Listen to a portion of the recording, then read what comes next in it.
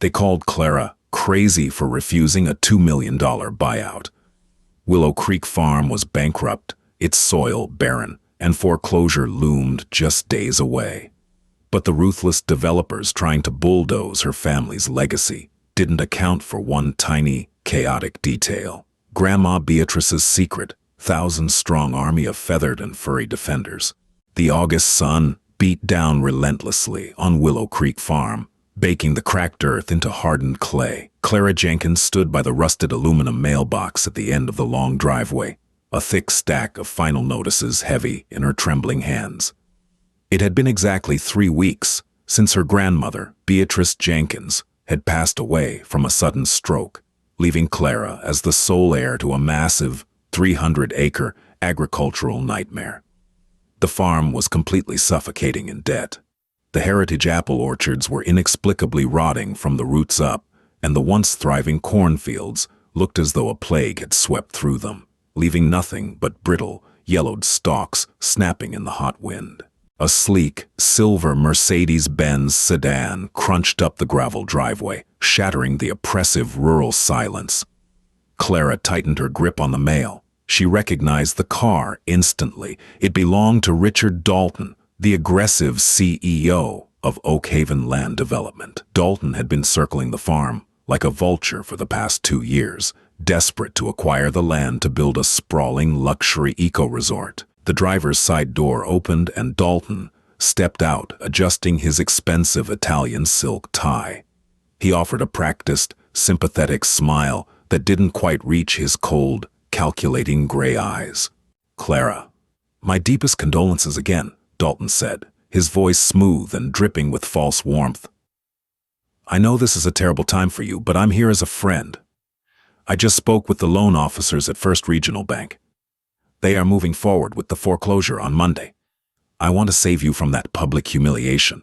Clara crossed her arms, her jaw set tight. "The farm isn't for sale, Richard. Grandma Beatrice told you no a dozen times, and my answer is exactly the same. We are not selling Willow Creek." Dalton chuckled, a dry, dismissive sound. He gestured toward the dying fields. "Look around, Clara. Beatrice was a stubborn old woman who let this place fall into absolute ruin.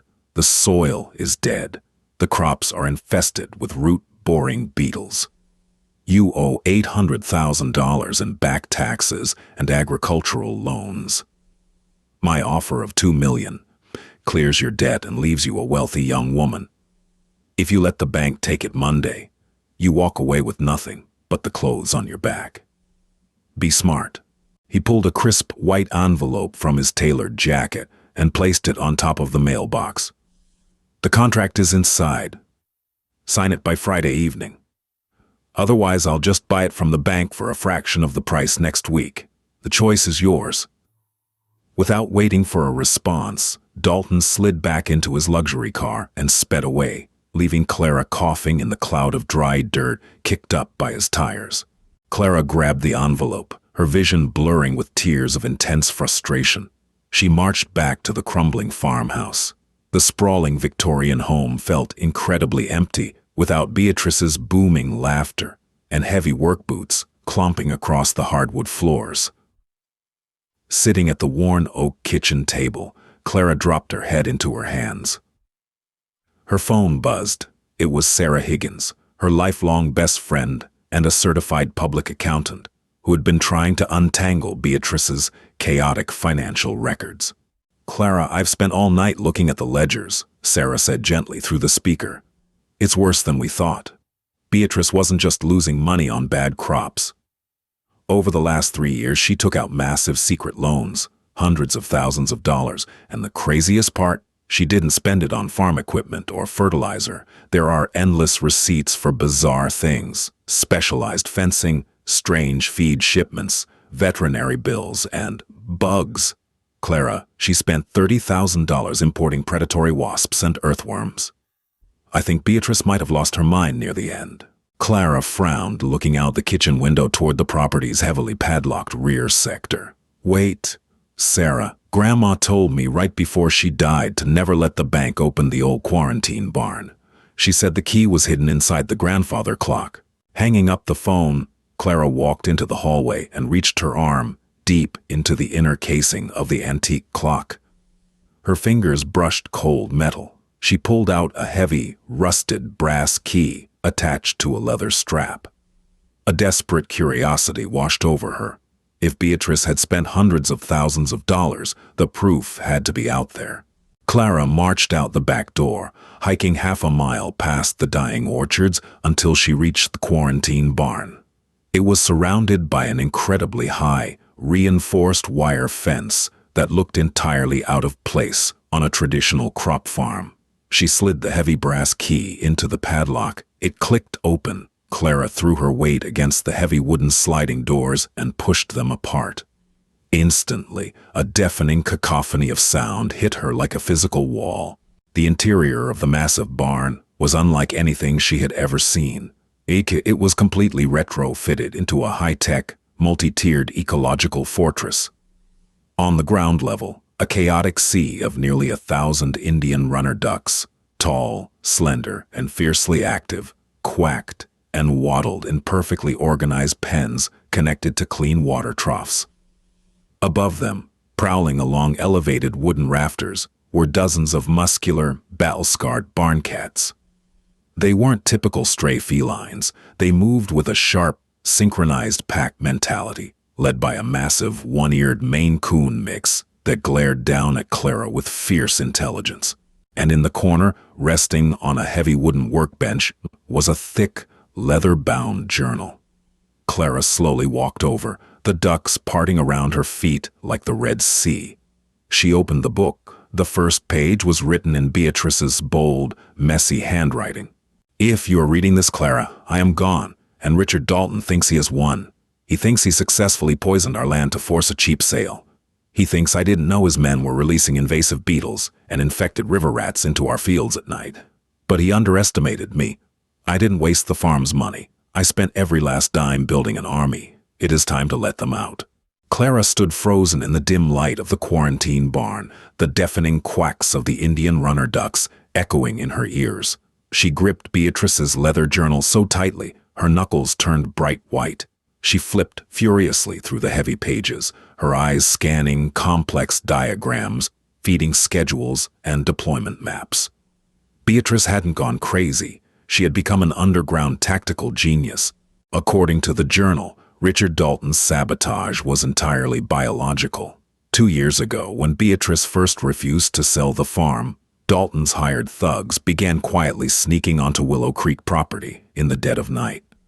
They introduced the Japanese root-boring beetle, a devastatingly invasive species that targeted the specific heritage crops Beatrice grew. When Beatrice tried to replant, Dalton's men released hundreds of aggressive, non-native river rats to gnaw through the irrigation lines and destroy the grain silos.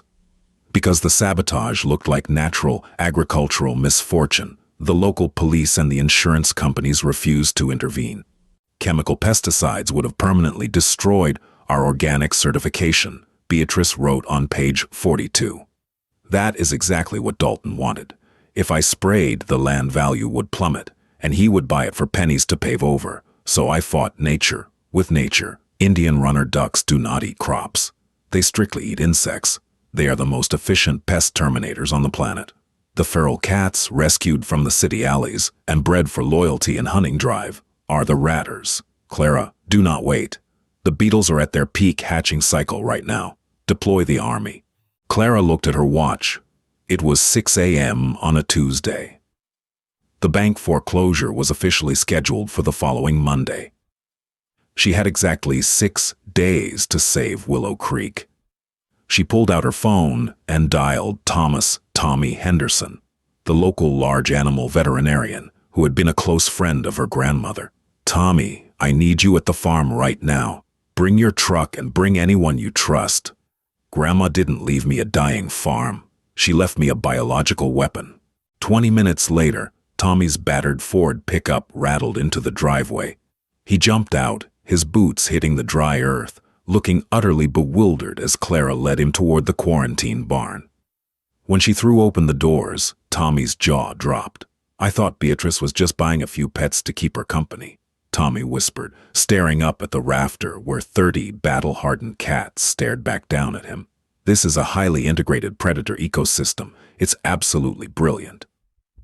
"Help me open the deployment chutes," Clara commanded, pointing to a series of heavy wooden levers Beatrice had built into the side of the barn. "We're letting the ducks into the east cornfields and the apple orchards." Clara and Tommy grabbed the heavy iron handles and pulled. The side doors of the barn lifted. For a moment, there was pure silence. Then a massive, thunderous wave of movement erupted. 1,000 Indian runner ducks flooded out of the barn. They didn't scatter aimlessly. They moved like a highly trained, feathered infantry battalion. Standing incredibly tall on their legs, they marched straight toward the dying cornfields. Clara and Tommy ran to the edge of the field to watch. The ground beneath the dying corn was literally writhing with thousands of shiny, destructive beetles. The ducks hit the edge of the infestation and went to work. It was a massacre.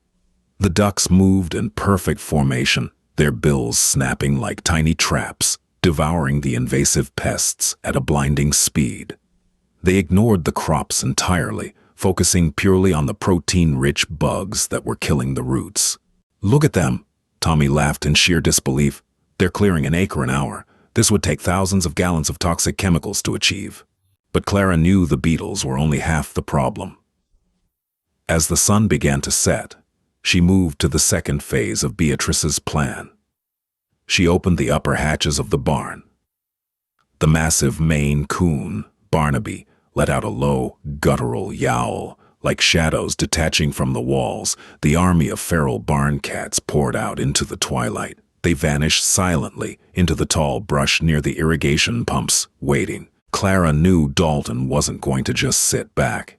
If he thought the crops were dying, he would send his men to ensure the final blow was dealt before the bank took over on Monday. At exactly 2 a.m., Clara sat on the porch in total darkness, a pair of night vision binoculars pressed to her eyes. Tommy sat beside her, holding a heavy wooden baseball bat just in case. Down by the southern property line, a black, unmarked cargo van cut its headlights and rolled silently to a stop near the main irrigation hub. 3 men dressed in dark clothing stepped out. One of them carried a heavy metal cage filled with squealing, aggressive rodents. Another carried a high-pressure pump tank filled with a foul-smelling chemical herbicide. "They're here," Clara whispered, her heart pounding furiously against her ribs. The men dragged the cage toward the water lines. "Hurry up," one of the thugs hissed. "Boss Dalton wants this sector completely dead by Friday. Dump the rats and spray the lines." The thug reached down to unlatch the metal cage, but before his fingers could touch the lock, a terrifying, unearthly hiss echoed from the darkness. Suddenly, 50 pounds of angry, territorial barn cats dropped from the lower branches of the oak trees directly onto the saboteurs. Barnaby, the one-eared commander, landed squarely on the shoulders of the man holding the chemical tank, digging his heavy claws into the heavy canvas jacket. The man screamed, dropping the tank. It hit the ground and shattered, spilling the herbicide safely onto the gravel driveway instead of the soil. The other 2 men tried to run, but Beatrice's final line of defense had awoken. 6 massive, aggressive African guard geese, creatures Beatrice had strategically placed near the perimeter gates, charged out of the darkness, honking furiously, their wings fully extended. The geese aggressively attacked the fleeing men, biting at their ankles and chasing them in blind panic. Clara and Tommy sprinted down the hill, smartphones raised, recording every second of the chaotic ambush. The thugs scrambled frantically back into their black van, entirely overwhelmed by the sheer ferocity of the animals. They slammed the doors and sped off into the night, leaving the unbroken cage of rats and a dropped, unlocked smartphone lying right in the dirt. Clara walked over, her boots crunching on the gravel. She picked up the discarded phone. The screen was still glowing. On it was a text message thread clearly labeled R. Dalton, detailing the exact orders to poison the water supply and destroy Willow Creek Farm. A fierce, triumphant smile spread across Clara's face. Grandma Beatrice's army hadn't just protected the farm, they had just handed Clara the exact weapon she needed to destroy Richard Dalton. The glowing screen of the discarded smartphone illuminated Clara's face in the pitch-black night.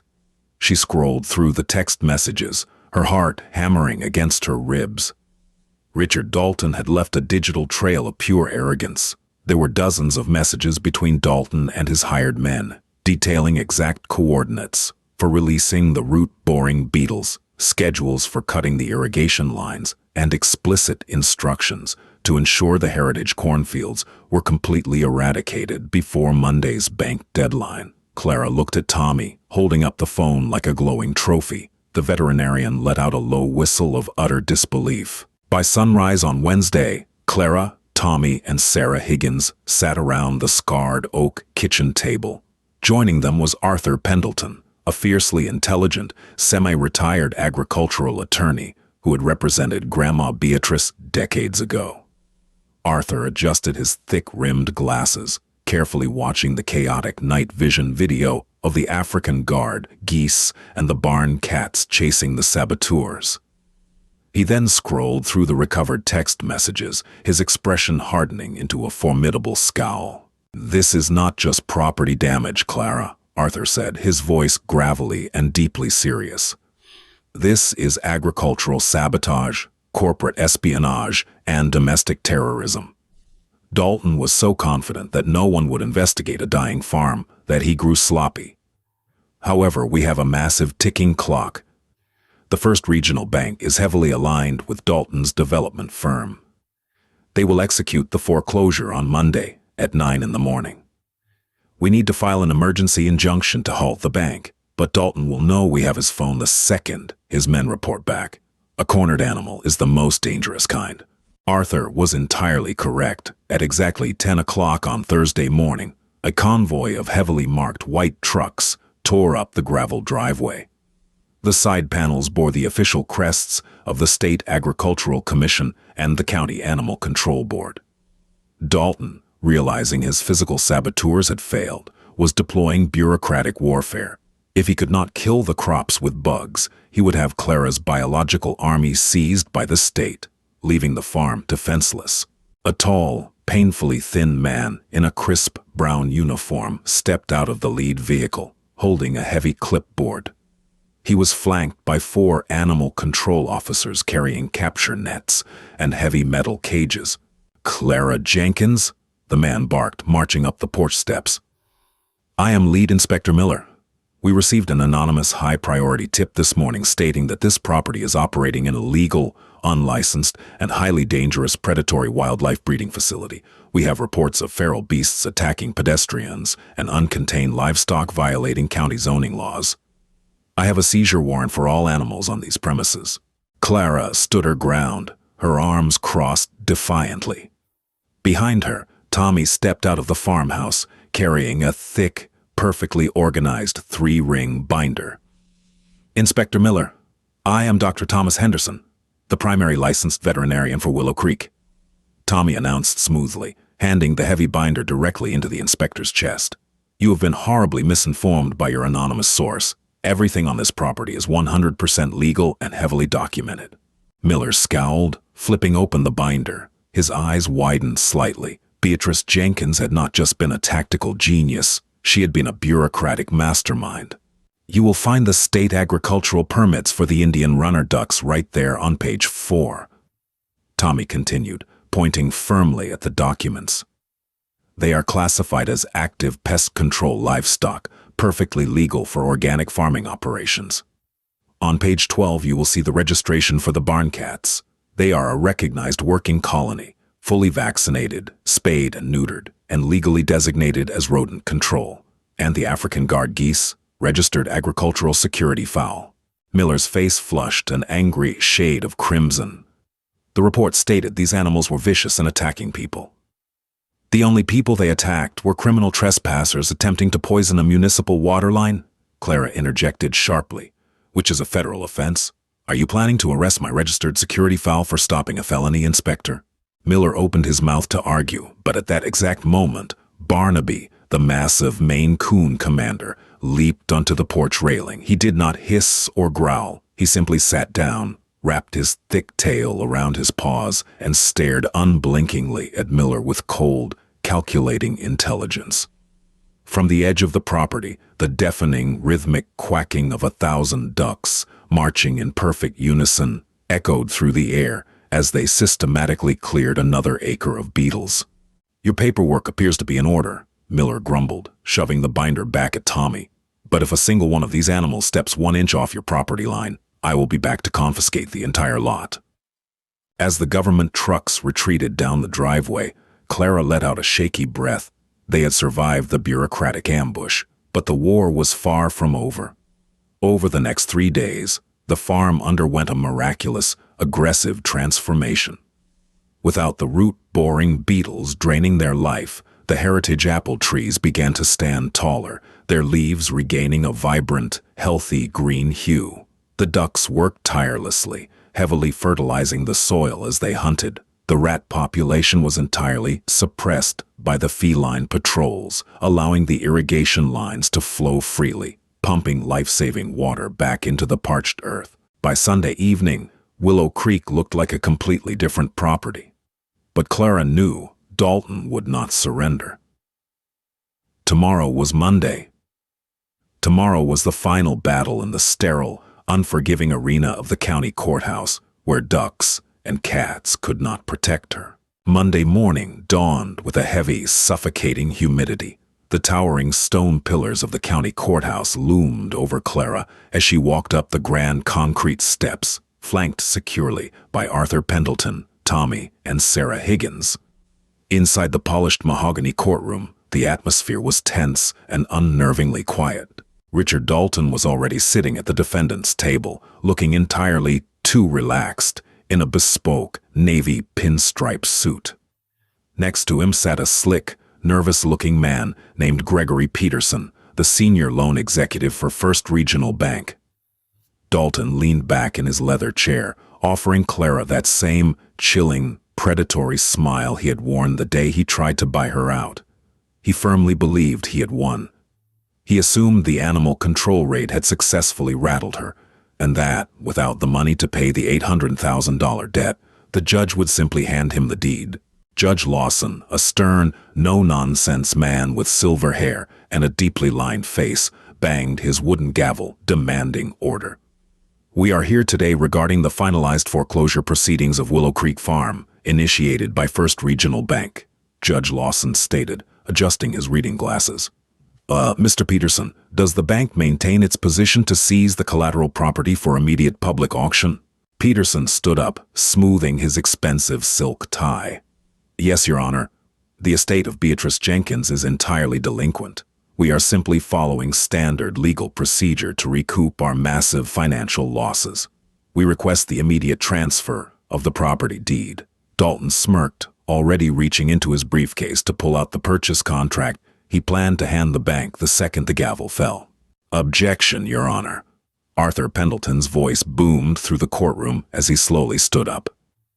"The defense fiercely objects to this foreclosure, as the debt in question was artificially manufactured through corporate sabotage, fraud, and illegal conspiracy." The courtroom erupted into a chaotic murmur. Judge Lawson banged his gavel violently. "Mr. Pendleton, those are incredibly severe accusations. You better have the evidence to support such a wild claim." Arthur walked calmly to the center of the floor. He placed the heavy plastic evidence bag containing Dalton's hired thug's smartphone directly onto the judge's bench. Next to it, he placed a high-resolution tablet. "Your Honor, earlier this week, armed saboteurs trespassed onto Willow Creek Farm in the dead of night, attempting to release chemical herbicides and invasive rodents into the municipal agricultural water supply," Arthur explained clearly. "Fortunately, my client's registered agricultural security animals neutralized the threat. In their desperate retreat, the criminals dropped this device. It contains hundreds of direct text messages from Richard Dalton, ordering the systemic biological destruction of my client's crops over the last 2 years to force a plummet in property value." Dalton jumped out of his chair, his face turning a furious mottled red. "That is an absolute outrage. That phone is stolen, the messages are completely fabricated, and this is a pathetic, desperate stall tactic by a bankrupt farmer. I am not finished, Your Honor, Arthur continued, his voice cutting through Dalton's screaming like a cold steel blade. He gestured to Sarah Higgins, who stepped forward with a stack of bank ledgers. While reviewing the late Beatrice Jenkins' financial records, our forensic accountant discovered highly disturbing anomalies regarding her loan processing, Arthur said, handing the files to the bailiff. First Regional Bank consistently denied Beatrice crop insurance claims based on internal pest reports that were never actually conducted. Furthermore, we traced a series of heavily encrypted offshore wire transfers. 2 weeks ago, Oakhaven Land Development illegally transferred $50,000 directly into the personal Cayman Islands account of Mr. Gregory Peterson to ensure this specific foreclosure was aggressively fast-tracked. Peterson's face went entirely pale. He collapsed back into his chair, staring in sheer terror at the financial documents now sitting on the judge's desk. Dalton aggressively grabbed his briefcase, looking frantically toward the heavy wooden exit doors, but 2 large court bailiffs had already moved to block the aisle. Judge Lawson spent 5 agonizingly long minutes reviewing the text messages on the tablet and the wire's transfer receipts. When he finally looked up, his eyes were blazing with uncontained judicial fury. "Mr. Dalton, Mr. Peterson," the judge said, his voice dropping to a dangerous whisper. "Why, I have sat on this bench for 30 years, and I have never seen such a disgusting, blatant display of corporate corruption and criminal greed. This foreclosure is permanently dismissed with prejudice. The bank's debt claim against Willow Creek Farm is entirely voided. Bailiffs, place both of these men under immediate arrest for fraud, conspiracy, and agricultural terrorism." Dalton violently shoved his chair backward, shouting profanities as the bailiffs forced his hands behind his back, securing the heavy steel handcuffs. Peterson openly wept as he was dragged out of the courtroom. Clara collapsed into her chair, covering her face as tears of profound, overwhelming relief flooded her eyes. They had done it. Grandma Beatrice's brilliant, unorthodox plan had worked flawlessly. By the following spring, Willow Creek Farm was unrecognizable from the dead, barren wasteland it had been. The heritage corn stood 10 feet tall, thick and deeply green. The apple orchards produced the most massive, vibrant harvest the county had ever seen. The ducks continued their daily patrols. The cats kept the silos perfectly safe, and the geese watched the gates.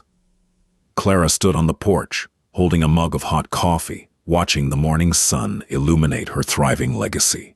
They had told her to sell the dying farm, but they hadn't counted on the unstoppable power of nature and the brilliant, enduring love of a grandmother who refused to surrender. Clara took Dalton to court, using the dropped phone and her financial evidence to expose his massive criminal sabotage. Dalton and the corrupt banker were arrested. Oakhaven Land Development faced a multi-million-dollar federal fine, and Clara was awarded enough restitution to clear all of Willow Creek's debts. Today, the farm is the most profitable organic operation in the state, and permanently protected by Grandma Beatrice's legendary animal army. Did you love this story of ultimate revenge?